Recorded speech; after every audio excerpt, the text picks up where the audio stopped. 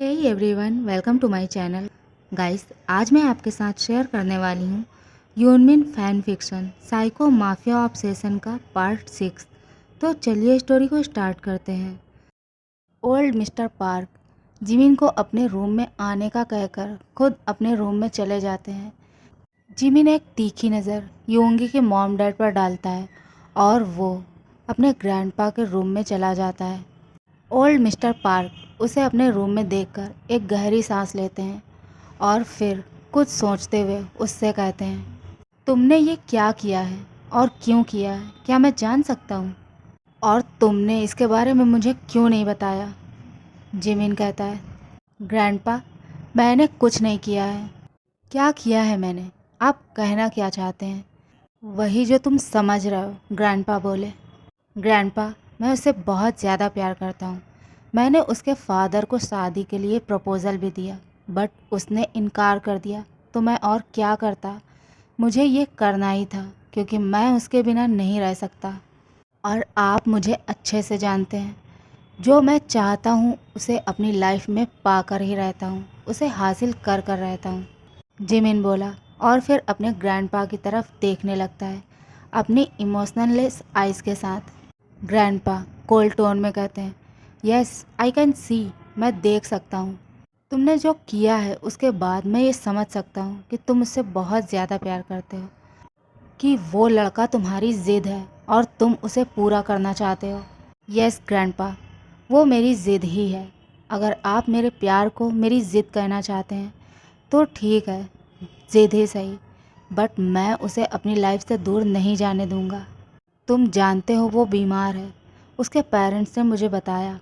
पिछले कुछ टाइम से उसका ट्रीटमेंट चल रहा है और मैं किसी भी ऐसे पर्सन को तुम्हारी लाइफ में नहीं चाहता जो तुम्हारे लायक नहीं है। उसे जाने दो। बट ग्रैंडपा, मैं उसे नहीं जाने दे सकता। वो मेरा प्यार है। मैं एक माफिया हूँ और वो मेरा ऑब्सेशन। जिमिन ये कहकर अपनी जगह से 2 कदम पीछे होकर खड़ा हो जाता है।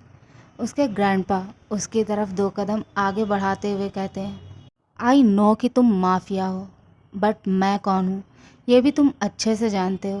तुम आज जिस जगह पर हो सिर्फ मेरी वजह से हो और मैं नहीं चाहता कि किसी भी वजह से तुम्हें तुम्हें तुम्हारी जगह से हटा दिया जाए। तुम्हें तुम्हारी लाइफ में कुछ प्रॉब्लम हो, तुम्हारी लाइफ डेंजर में आए सिर्फ एक नॉर्मल बॉय की वजह से, जो खुद बीमार है, जो खुद की केयर नहीं कर सकता, वो तुम्हारे बारे में क्या सोचेगा? जिमिन कहता है, बट ग्रैंडपा आप। उसके ग्रैंडपा उसकी बात को बीच में काटते हुए कहते हैं, मैं कुछ नहीं जानता। मैं बस इतना जानता हूँ कि तुम अभी यहाँ से बाहर जाकर उनसे कहोगे कि वो अपने बेटे को यहाँ से लेकर जा सकते हैं और तुम इस कंट्री को छोड़कर जा रहे हो। ग्रैंडपा, मैं ऐसा कुछ नहीं करूँगा जैसा आप चाहते हैं। जिमिन, तुम ऐसा ही करोगे। बट ग्रैंडपा, मैं ऐसा नहीं करूँगा जैसा आप चाहते हैं। मैं उसे नहीं छोड़ सकता। जिमिन, तुम ऐसा ही करोगे जैसा मैं चाहता हूँ। बट बट ग्रैंडपा, देखो, मैं ये नहीं कह रहा हूँ कि तुम उसे छोड़ दो हमेशा के लिए, बट अभी अभी तुम उसे यहाँ से जाने दो। और ये मैं ऐसे ही नहीं कह रहा। मैं तुम्हें और उस बॉय को अलग नहीं करना चाहता, बट मैं चाहता हूँ कि अभी तुम उसे यहाँ से जाने दो। मैं तुम्हारी और उस बॉय की लाइफ को डेंजर में नहीं डालना चाहता। तुम जानते हो हमारे एनिमी, उनके बारे में। वो हमारा वीक पॉइंट ढूंढ रहे हैं और अगर उन्हें पता चला कि जिमिन द माफिया किंग एक बॉय को लेकर ऑब्सेस्ड हो चुका है, वो एक बॉय से बहुत ज़्यादा प्यार करता है, कोई है जिससे वो बहुत ज़्यादा प्यार करता है, तो वो तुम्हारे प्यार को तुमसे छीनने की ज़रूर ट्राई करेंगे। और मैं नहीं चाहता कि तुम उसकी लाइफ को डेंजर में डालो, एंड आई थिंक तुम भी ऐसा नहीं चाहोगे। सो प्लीज़ उसे जाने दो। पहले तुम अपने एनिमी को अपने रास्ते से हटाओ, उन्हें साफ़ करो, अपना रास्ता क्लियर करो, तब तुम जो चाहो वो कर सकते हो। तब तक उस बॉय को उसके पेरेंट्स के पास ही रहने दो। मे बी तब तक वो ठीक भी हो जाए। एंड आई होप कि तुम इस बात को समझ सकते हो और समझोगे भी। ये कह के जिमिन के ग्रैंडपा उसके शोल्डर पर हाथ रख के उसे थपथपाते हुए वहाँ से निकल जाते हैं। जिमिन कुछ देर अपनी जगह पर ही खड़ा रहता है। तुम एक माफिया हो, पार्क कंपनी के सीईओ हो, बट मैं कौन हूँ तुम अच्छे से जानते हो। अगर मैं चाहूँ तो तुम्हें इस पोजीशन से हटा भी सकता हूँ, जस्ट बिकॉज मैं नहीं चाहता कि मेरे इतने सालों की मेहनत तुम ऐसे ही बर्बाद कर दो।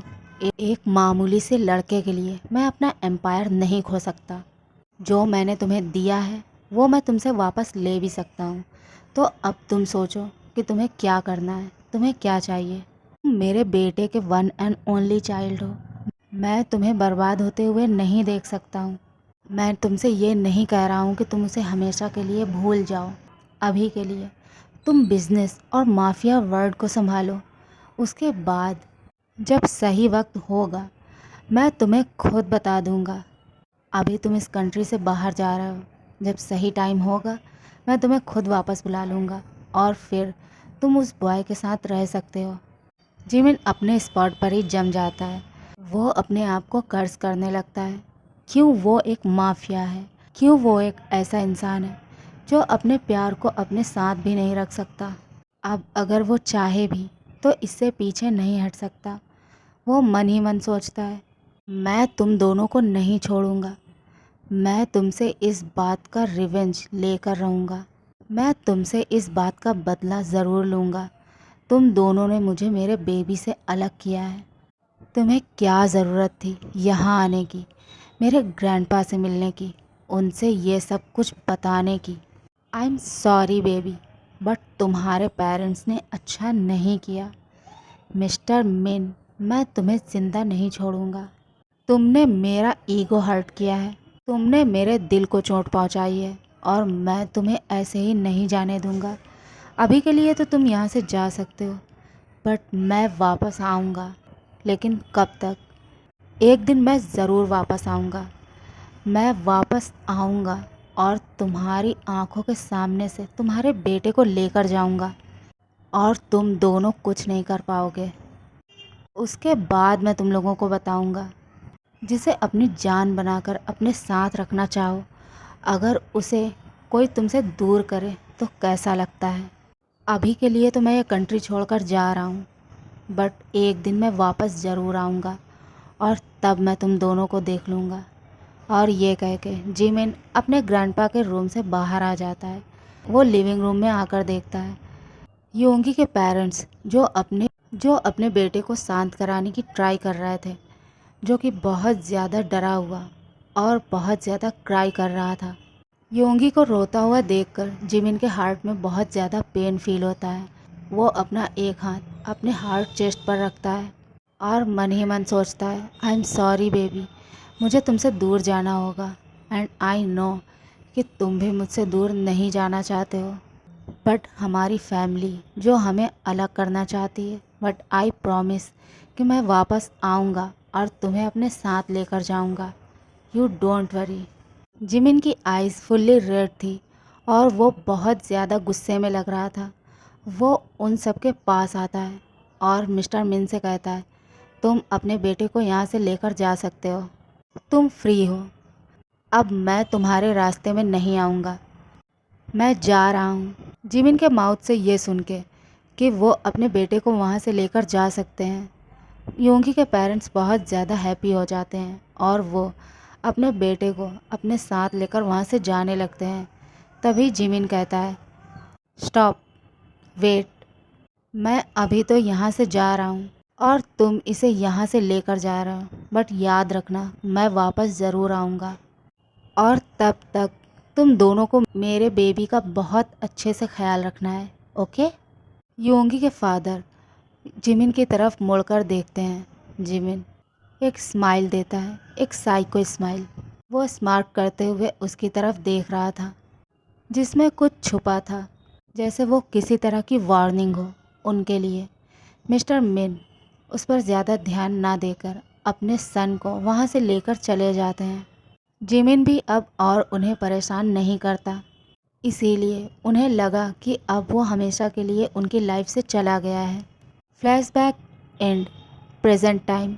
मिस्टर ली अपने अपने ब्रदर इन लॉ की बातों को बहुत ही केयरफुली सुन रहे थे। मिस्टर मिन कहते हैं, मुझे लगा कि वो अब हमारी लाइफ में वापस नहीं आएगा, इसलिए मैंने तुम्हें कुछ भी नहीं बताया और मैं यूंगी को लेकर टेंशन फ्री था। बट अब वो वापस आ चुका है। उसकी वजह से मेरे बिजनेस में बहुत सारे क्राइसिस आ गए। मुझे बहुत लॉस हुआ है। मैं ये कभी नहीं सोच सकता था कि वो जिमिन होगा जिसकी वजह से ये सब कुछ हो रहा है। बट जब वो मेरे सामने आया, मैंने उसे देखा, मुझे खुद पर यकीन नहीं हो रहा था।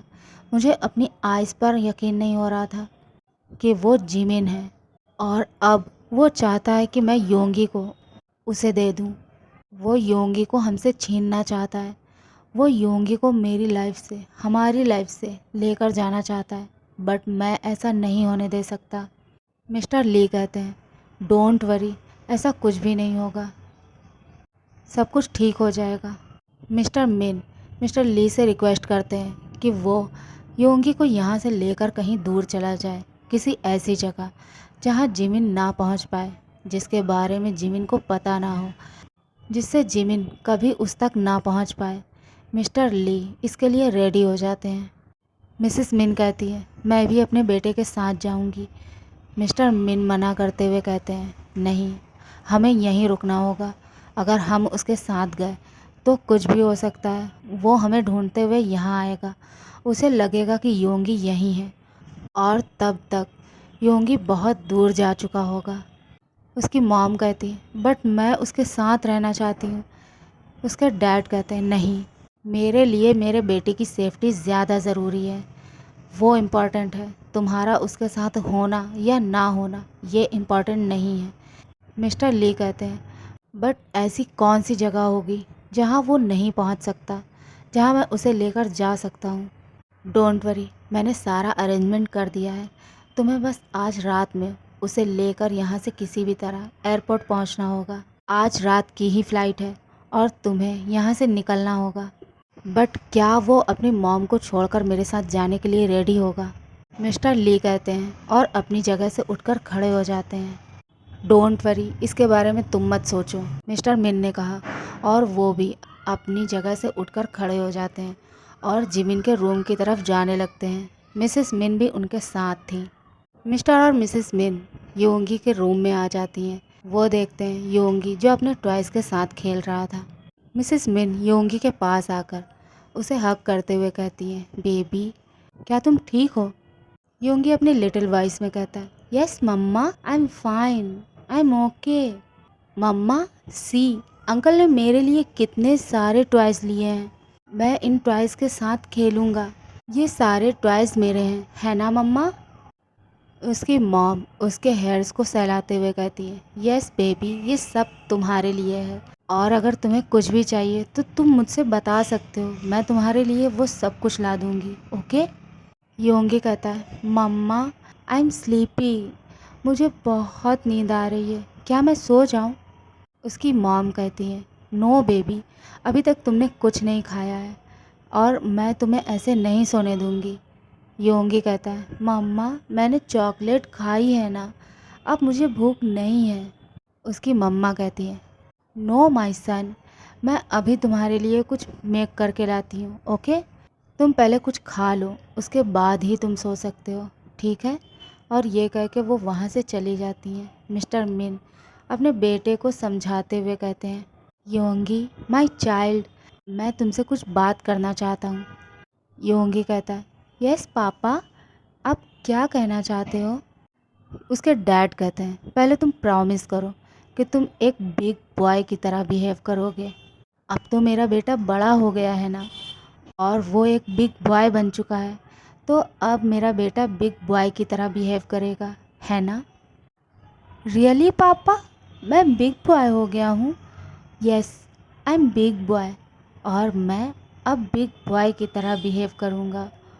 और वो अपने टैडी से कहता है, टैडी, अब हम बिग बॉय हो चुके हैं, तो please behave a big boy. उसके पापा उसके हाथ से उसके टैडी को लेते हुए कहते हैं, बेबी, मैंने कहा ना मैं तुमसे कुछ बात करना चाहता हूँ, सो प्लीज़ मेरी बात को केयरफुली सुनो, ओके? जैसे बिग बॉय करते हैं वैसे।